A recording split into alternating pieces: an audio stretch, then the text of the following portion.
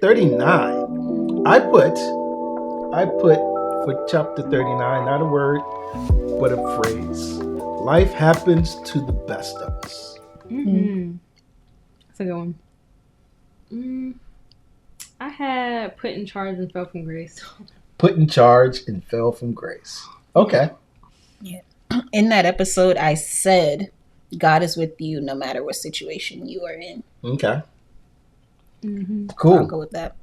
Ooh, why'd you pick yours? Put in charge and fell from grace. Because I feel like sometimes, so we saw in here that Potiphar bought Joseph from the Ishmaelites, and it was noticed that God was with him. Everything he touched was prosperous. But in the midst of all that good, Potiphar's wife tried to seduce him, and when he said no, she took his cloak when he ran out, and then said that the reverse happened, that he was trying to seduce her and all of this, and then Potiphar was furious and threw him in jail. So I was thinking about it in terms of life, right? Great things happen. Like, my life is going so good. I'm on this right track. Like, I just had all this stuff happen to me, and I'm finally coming out on the other side. And then boom, it's like a train. You get hit with something else. And he was that's a big status to be like, he was put second in command to Potiphar, and he had his signet and all that. And then all of a sudden, I'm in jail. So that's a huge fall, and it wasn't his fault. But I did have in here that. Because God was with him. God was with him even during when he went to jail, because he was put in charge of the whole jail operation. So they saw good in him, which is so crazy that they knew God was with him, and they saw, I guess he had to believe his wife, but you see all this good in him, but you still think he's capable of doing what your wife said. Yep. She is his wife. So I understand. But still, in all of this, you see great things still happening, but regardless, he fell from his position. Yeah. He was in jail. So I was like, it sucks. But the minute he was put in charge, it's like, wasn't too long before something happened. Something else happened. Okay. I put him back down. Yeah. Right. Yeah. I think ours are similar, because I think we just worded them differently, because that's why I said life happens to the best of us. And pretty much the same. God is with them. Everybody who works with Joseph sees that God is with them.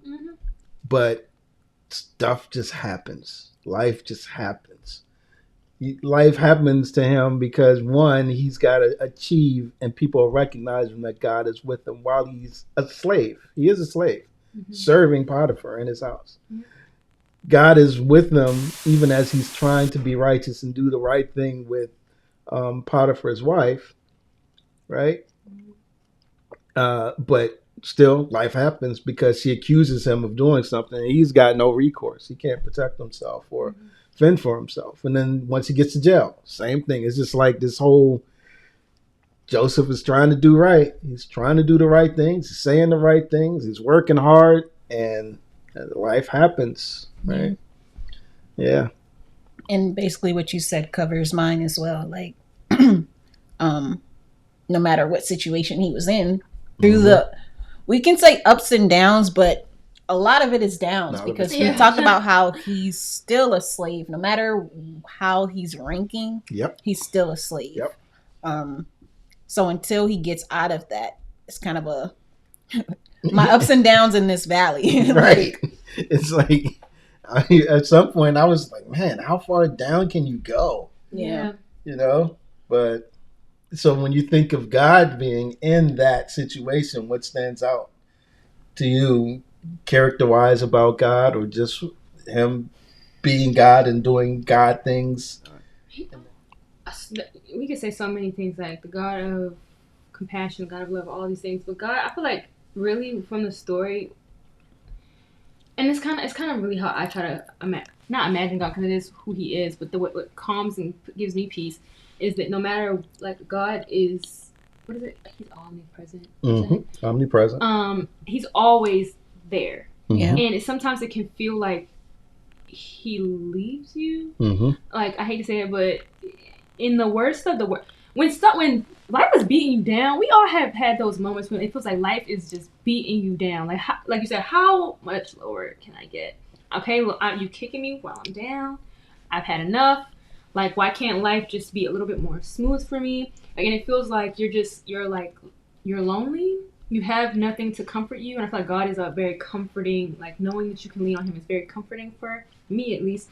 But feeling like He's not watching your back can like really take you to a dark place. But knowing this shows you, like, even in the worst situation, Joseph has had a rough life up until now, and even in the worst situations, he's still finding favor. Like, come on, that just knowing God is, I feel like knowing God is with you just opens so many other doors in your mind. Like, he's not gonna bring you.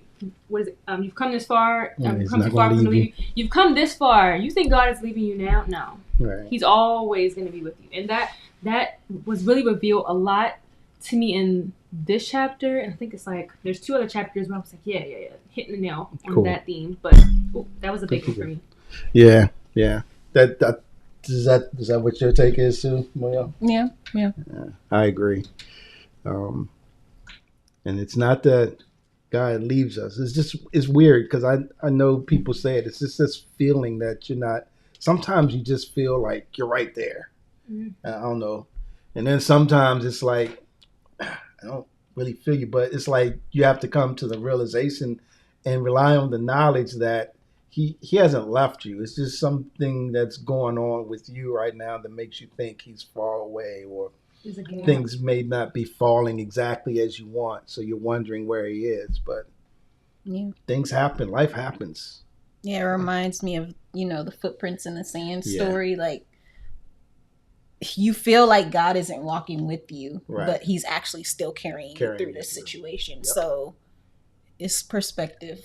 Back to your other word from the other chapter, but it's just the perspective that you have. And Joseph, even though, because we talked about it, I don't remember which chapter, but we talked about how sometimes it seems like he's just kind of letting whatever happen, but we learn later that he's trusting God. He's leaning on God through all of this, and that's what got him through. Yep. I've told my grandmother on several occasions where I feel like me and God are distant cousins sometimes. Like, we have a little blockade, like something is right here. And I feel like that sometimes because it's on me to be praying and all this stuff to regain that connection. I know that God is always with me in the situations that I'm going through, and I know that He's like watching me and guiding me and orchestrate, like letting the plan unfold. But there are days where it's like, right. Okay, so are we cool? Me and God we have a real homey relationship. So I'm like, God, like, I really. Because one of my teachers told me I have to start talking to him like he's my friend. Like, we are friends. You have to get that comfortable with the Lord. So I'm like, you know what? Are we good? do I need to start getting in my Bible more? Do I need to pray more? What am I doing wrong? Lord, redirect me if I'm going the wrong direction. I feel like I'm getting smacked right now. Like, smack. And I just need help. In those situations, it gets kind of difficult. And it was interesting to me. Well, we do learn that he does cry out at some point, like, hey, especially with the cupbearer, like, don't forget me, or like in the pit he was weeping, which we didn't know initially. He does, not just sit like, oh, well, whatever, But I like, I be having to cry out to look, please, please, pull me out. I thought Joseph was like a little content with his struggle initially. Like, I don't know why you like sitting in this horrible situation, but I would be like, Lord, please stop it. Please stop all of this from happening. Because why am I going through all this? And I'm being obedient. Like, he's been consistently obedient. But I mean, it all works out for the good, which we wind up, seeing down the line. That kind of reminded me of we started off making parallels between Christ and Joseph's story. And then you said, like, take this away from me. And the same thing, Jesus was like, can this pass for me? Like, do I actually have to do all of this? He still did it and went through it. But Joseph, in the same way, was like, you could tell he didn't want to be in these situations. He's like, God, help me, please.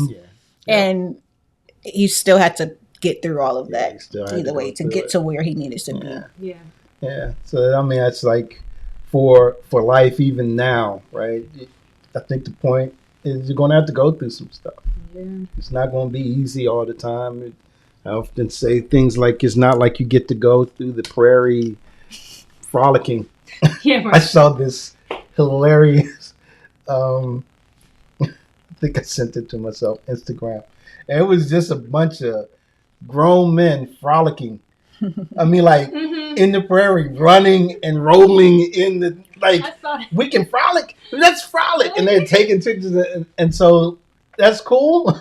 But life's not going to be like that all the time. Unfortunately. There will be opportunities to frolic, but there'll also be some downtimes that you have to get through. Yeah.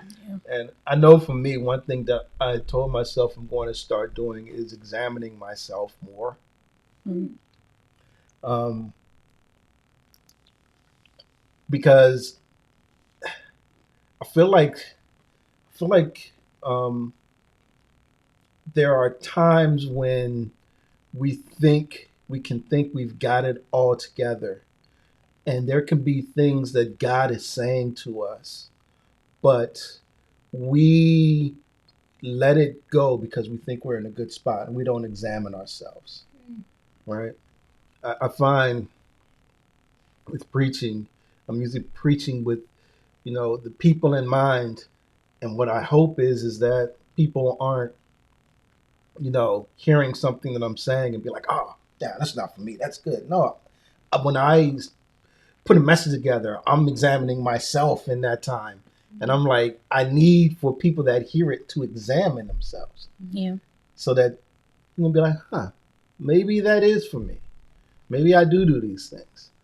Now I need to figure out and work on rectifying. So I really think that it's a point of introspection that I'm going to start trying to do more going forward.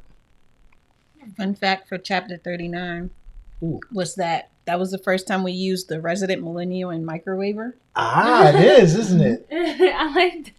Yeah, Oh my and that's God. when we were asking for me for the group, Yeah. and we I like we came up with that. But yeah, that was the first time. Sweet. Yeah, you didn't have a name for a minute. No, You didn't. Not till chapter 41, where you were temporarily X-Men. X-Men. Cool.